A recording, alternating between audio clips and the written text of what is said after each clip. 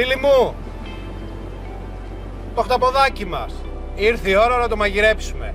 Λοιπόν, πώς καθαρίζουμε το χταπόδι? Αφαιρούμε όλα αυτά που είναι μέσα στην κουκούλα και το δόντι και αυτά εδώ.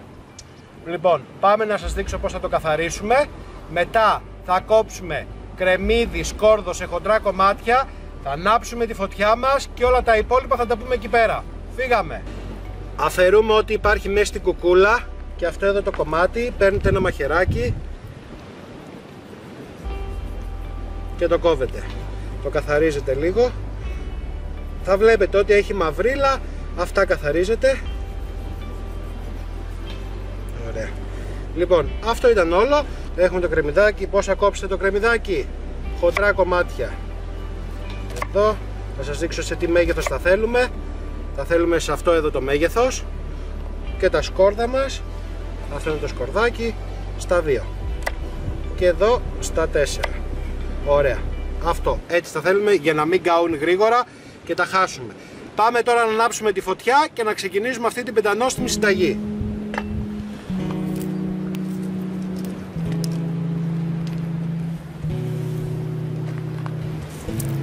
Βάζουμε λαδάκι. Αφού ζεστάθηκε το λαδάκι μας, ρίχνουμε κρεμμύδια σκόρδα. Και τώρα βάζουμε το χταποδάκι μας.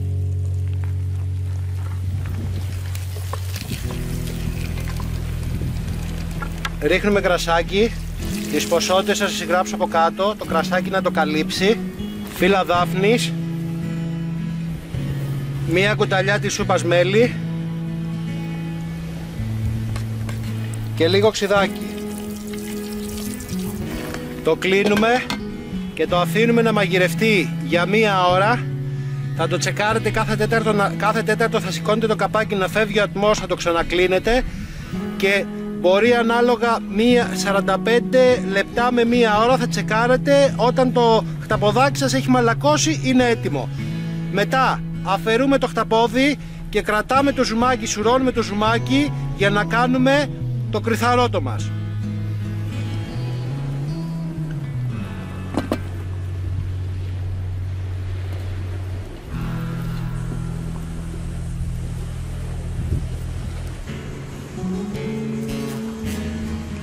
Λοιπόν φίλοι μου, αφού τελειώσαμε το χταποδάκι, βράσαμε το χταποδάκι, το βράσαμε στα 50 λεπτάκια. Τώρα τι κάνουμε? Κρατήσαμε το ζουμάκι από την κατσαρόλα και τα κρεμμυδάκια.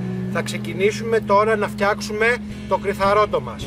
Λοιπόν, κρυθαράκι θέλουμε και τα ξέρετε τη διαδικασία, όλα τα υλικά θα τα γράψω κάτω από το βίντεο. Εδώ θέλω να δείτε λίγο τη διαδικασία. Λοιπόν, θα ρίξουμε λαδάκι, κρεμμυδάκι δεν χρειάζεται να κόψουμε. Έχουμε το κρεμμυδάκι που βγάλαμε από την κατσαρόλα, έχει πυκλώσει, είναι πάρα πολύ ωραίο. Αυτό θα χρησιμοποιήσουμε και μετά θα δείτε πώς θα συνεχίσουμε να κάνουμε αυτό το ξεχωριστό κρυθαρότο. Φύγαμε!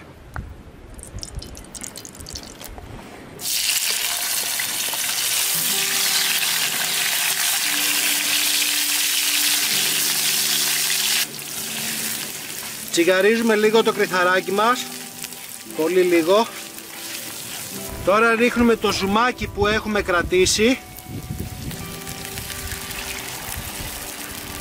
και αρχίζουμε σιγά σιγά το ανακάτεμα. Για να μην μας κολλήσει θέλει πολύ ανακάτεμα. Αλατάκι, λίγο πιπεράκι.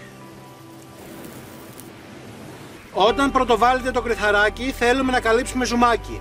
Το κρυθαράκι θέλει συνέχεια νερό, τραβάει συνέχεια νερό.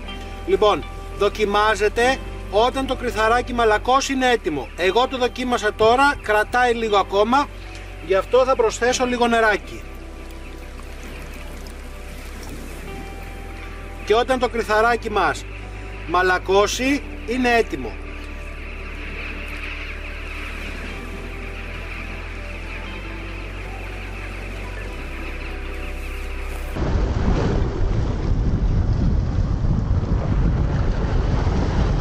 Έφτασε η ώρα της δοκιμής, έχω και τον κάμεραμαν εδώ πέρα, ένα σκουτάλι σπυρούνι, είμαστε πολύ μπροστά. Για να δοκιμάσουμε. Να δούμε τι κάναμε. Εγώ θα το πιάσω με το χέρι γιατί είμαστε εδώ πέρα στη...